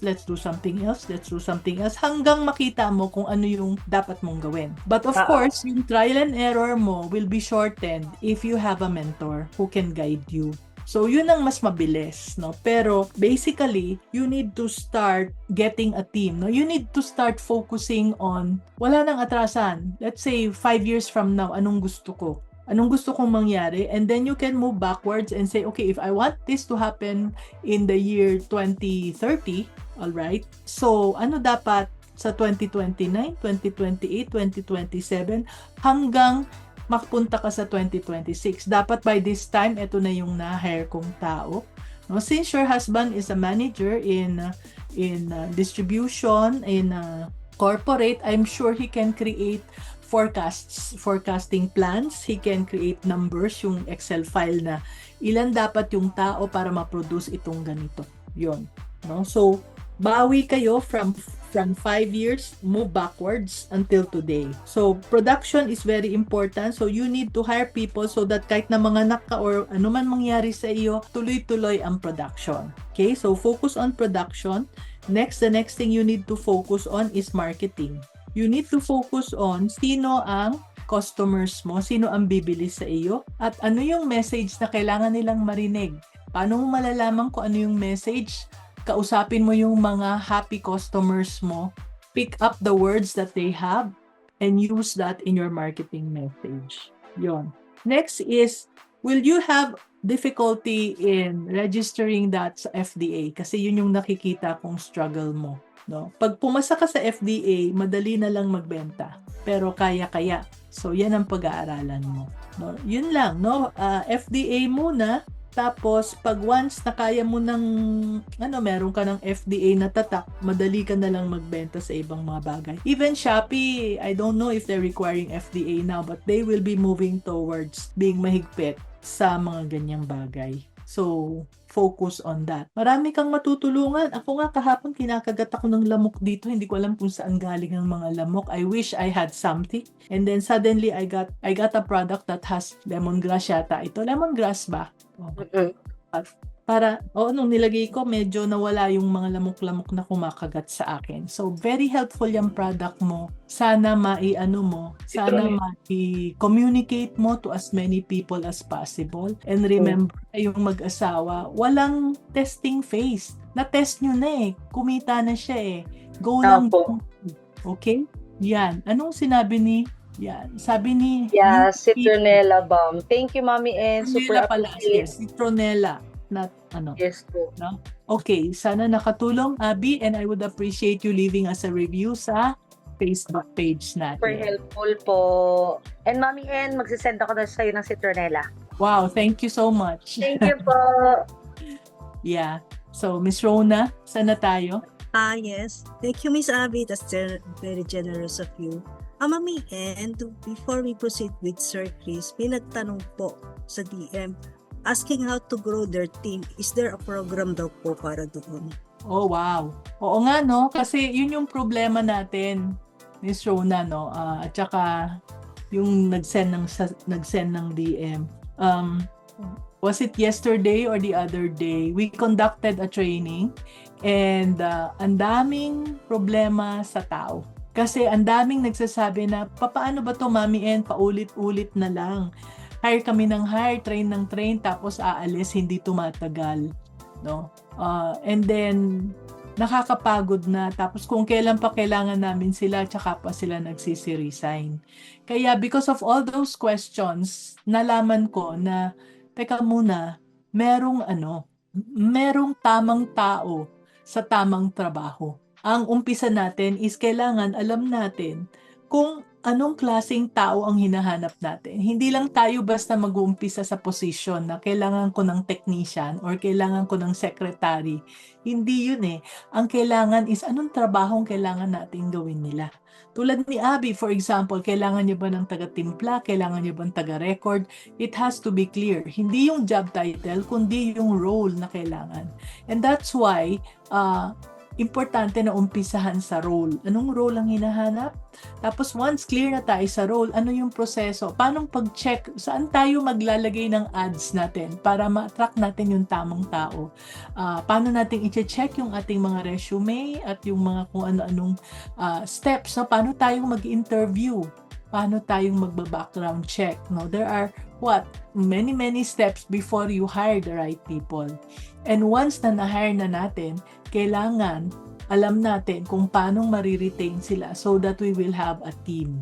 Okay? So all of these courses, all of these processes, gumawa ako ng isang course at ang course noon ay, ang pangalan is Team na Marunong. No? I hope, do you have the Team na Marunong? Yes. Thank you very much, Sir JR. No? So you have the link to Team na Marunong. So if you're interested, you can go through it. Medyo mataas lang ang price ng Team na Marunong, pero ang question doon is, magkano ba ang ginagastos natin sa pag-hire ng mga maling tao? Magkano ba yung pagkakamali na ginagawa ng mga taong hindi natin na-train na mabuti o yung mga taong walang pakialam, employees who don't care, how much are we losing there, no? So kaya nga, for this course, I would like you to, if you're having problems with your people, invest in this, that, and I can promise you, you will learn how to identify sino ang matitrain mo, sino yung dapat na ma-hire mo pala in the first place, tapos paano mo silang paano malalaman kung tama yung taong na-hire mo at paano mo sila i-grow para magkaroon ka ng team na marunong. So yon, no? Okay, so sabi ni Miss Rona, please reach out through us through the Mami Negosyo Facebook page, no? Send a DM and we will let you know. Okay, meron pa ba tayong question, Miss Rona? We have one more, Mami N, from Sir Chris. Hello, Mami N. Hello, Chris. Mami N, I'm Christian Campos from Caloocan. Yung business ko po is restaurant po, Mami N. Alright. Is almost 9 years na po siya. The question is, yun sa Mami N, regarding sa pag ano po ng brand name, importante po ba yon? Like yung brand name ko po kasi is Bigotillos Food Hub.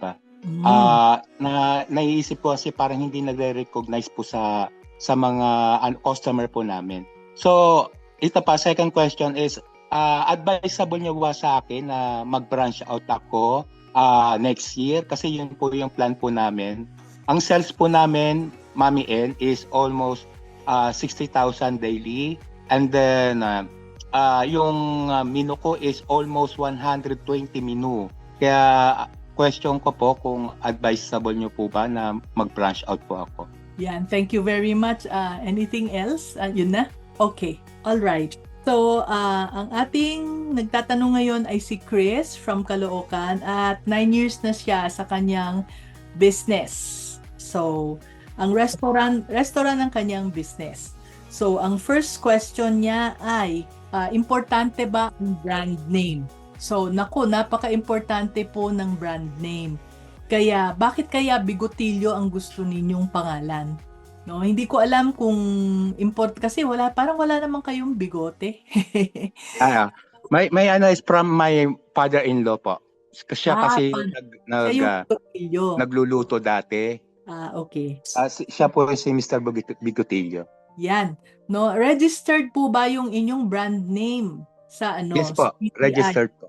Napaka-importante nun, no? So, ang suggestion ko kung gusto ninyong i-grow yung inyong negosyo, so what you can do is yung Bigotillo, ipaayos ninyo yung font, paayos nyo yung design, tapos i-register ninyo yon sa intellectual property office para hindi kayo gayahin. Okay po. Yes, kasi kung napakaganda na ng inyong products, baka kayo gayahin at lagot. Okay. Pag kayo ay ginaya, wala kayong habol doon kasi iibahin lang nila yun ng konti, yung drawing o yung mga kung ano-ano man, yung mga font at baka magaya. No? Of course, since registered na yung trade name ninyo sa DTI, mukhang hindi naman pwedeng basta gayahin yung Bigotillo na word. Pero kung minsan, pwedeng gayahin yung ibang mga words na katabi niyan. Kaya kailangan i-register nyo rin yung brand name sa intellectual property office. So yun yung Mami N, you don't advise me na palitan ko yung brand name because 9 years na siya. Kasi parang para siyang para siyang yung pagupitan. Parang ganon. Hindi naman. Okay naman yun. Okay naman yung pangalan na Bigotillo, pero ang kagandahan kung meron kayong picture ng somebody na may bigote. Yes, opo. Meron naman po. Yung logo ko ganun po. Oo, kasi kung 9 years na siya, marami na kayong suki. So, sayang naman at magbabago na naman kayo ng pangalan. Okay. No? And then, Mami N, yung product ko po is mga Filipino delicacy. Lahat ng so wala kami yung own na parang product namin sarili. Parang ina-adapt namin yung like sisig ng Pampanga, like bulalo ng Batangas, mga ganon. So, okay lang po ba na i-branch out po yung product ko o yung restaurant ko? Question ninyo, no? So, okay. This is another question from Chris na taga Caloocan na 9 years na yung kanyang restaurant. At ang pangalan ng kanyang restaurant is Bigotillo, no? Ang question Bigotillo's niya Food Hub. is Bigotillo's Food Hub. Bigotillo Yes. Food Hub. All right. So, ang next question ni Chris is, sabi niya, meron kaming 120 items sa aming menu. At wala namang kaming specialty, pero okay ba yon na mag-branch out? Okay? Yes. So, let me tell you about, for example, no? Jollibee. 'Di ba? Si Jollibee, wala naman talaga siyang mga sarili nilang imbento na pagkain. May spaghetti siya, merong French fries, merong burger steak, ano pa? Kung ano-anong mga bagay niya, no? Kung anong mga bagay, mga products na sineserve niya. So, hindi naman importanteng merong specialization na kayo lang ang nag-imbento ng putahe na yon. Hindi naman importante kasi ang dami namang restaurant na marami rin, kahit na McDonald's, ganun din, di ba? Burger pa rin, burger and fries, at saka Coke, at saka kung ano-ano pa. So, sa question mo na importante ba na wala kaming sarili naming products, hindi importante yon. Pero ito yung gusto kong i-point out sa iyo. Yung 120 menu, hindi po yan dapat na ipagyabang. Kasi, ang ibig sabihin niyan, mahihirapan kayong mag-expand dahil 120 ang menu na meron kayo. Okay. Paano matututo yung kusinero ng 120 na menu? Alright? So, ang advice ko sa inyo is i-identify nyo ano yung 10 to 20 na menu na top seller ninyo. Kasi for all you know, hindi nyo kailangan ganun kadami. First of all, yung 120 na menu, maraming ingredients yan. So, ibig sabihin sa inventaryo lang, patay-patay kayo sa inventaryo. Kaya kung titingnan niyo yung model ng titingnan niyo yung model ng Jollibee, no? Burger siya, pero yung burger niya, yung basic na patty, ginagamit din niya sa burger steak. Yes. Tapos, lalagyan lang niya ng kanin. Okay, ginagamit niya sa tinapay, tapos merong mga double yung patty, merong mga pineapple na nilalagay sa ibang klase. So, in other words, yung pinaka-basic niya ay patty lang, tapos chicken. So, yung chicken joy niya is chicken joy na isa, chicken joy na 2-piece, at chicken na 2-piece, etc. In other words, ang pinakamagandang way for you to expand is to have a few basic items. Tapos a few basic menu items din, no? So, makikita nyo, walang pato, walang masyadong baka. Yung baka na, what do you call this? Estopado, yung mga ganon. Wala silang mga ganon na slices. Puro patty. No? So, iisipin nyo ngayon, titingnan nyo, halimbawa, sisig is a staple. No? So, sisig, maraming way na pwedeng iserve yung sisig. Pwedeng sisig lang, sisig rice, tapos sisig with something else. No? So, you can invent a lot of menus from one basic staple. So, 120 is too much. I would suggest slash it down to 20 to 30 pinakakon. Kasi pag nag-train kayo ng kusinero, ito yung problema, no? When you expand, dapat kung pumunta ako sa Bigotillo na main at pupunta ako sa Bigotillo na branch at kahit na saang Bigotillo ako pumunta, dapat ang lasa pare-pareho. So, ang challenge mo ngayon, no? Ang challenge mo ngayon, Chris, is paano magiging consistent yung lasa ng mga pagkain mo. Kasi iba-iba yung nagluluto. But if you I have komisari naman, Mami N. May komisari naman ako. Oo. So, kung yung komisari mo, hanggang saan ang kaya niya? Hanggang anong distansya? No? 'Di ba? Pag napunta ka na sa Visayas, kaya pa ba nun? No? So, yun yung question. At hindi lahat ng bagay pwedeng frozen. Yan. Yes. No? So, yun yung iisipin mo. So, pwede kang mag-branch out, no? Pwede ka pang mag-franchise. Pero ang aking advice is, umpisahan mo sa branch. Makikita mo pag may branch ka na kung anong problema, kahit na may commissary ka. Ang magiging problema mo is training ng mga tao. supervision, etc. Pag naging expert ka na doon sa isang branch, subukan mo ng another branch din. Na kung naging expert ka na sa branching out at na-maintain mo na yung consistency, you can go Luzon, Visayas, Mindanao, no? Malaking dream yan, possibly, na yung mga anak mo ang magko-continue ng inyong legacy, no? From the father-in-law to you, to your children. Pero kailangan mo talagang mag-focus. Hindi magwo-work etong 120 na menu na to. Promise. Hindi kayang maging consistent dyan. Hindi magiging consistent. Okay, Okay. thank you, Mami Hen. Natulong ba, Chris? Apo, thank you po. Naging Thank you. po. Thank you, thank you. Miss Thank you, Sir Rona? Chris. Mami, and before we go to the question that you asked na nasa Facebook, may nagtanong po dito si Rose Team and Tin Almanzag po in Facebook. They're asking kung paano daw po magpa-mentor sa inyo. Oh, thank you for your question, no? Yeah. May wait list ako for people who would want to be mentored by me. Of course, December na ngayon, medyo mahirap nang mag-umpisa ng mentoring program. No, so I have a 6-month mentoring program, pero hindi lahat ng tao kaya kong i-mentor.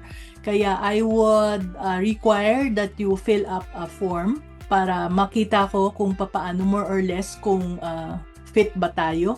No, so medyo mahaba-haba yung form na yon.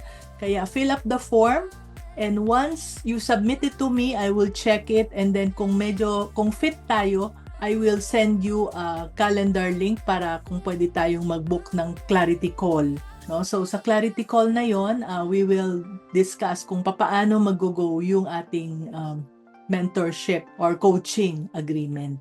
No, kung hindi naman ako yung tamang mentor sa inyo, maybe I can suggest a course or I can suggest somebody else. Kasi depende sa kung anong problema meron kayo. Yan. Thank you so much. So, Miss Rona again. Ito yung kanina, no? Si Yes, Ken. from Kenneth Nicolas Velayo. Let me read na lang po. Pwede po ba kami mag-loan sa bank para magpagawa ng warehouse? Puno na po kasi kami sa pwesto namin. Gusto po kasi namin mag-expand. Ano po masasabi nyo sa lapat po? Yan, Kenneth, no? This is a question from Kenneth Nicolas Velayo na nagtatanong kung pwede ba silang mag-loan sa bank para magpagawa ng warehouse dahil puno na daw yung mga yung pwesto nila at gusto daw nilang mag-expand. Okay, the answer dito, hindi ko masasagot kung pwede o hindi without looking at your numbers. First of all, magkano ba yung kinikita ninyo? Magkano ba yung binebenta ninyo? Magkano yung net income ninyo?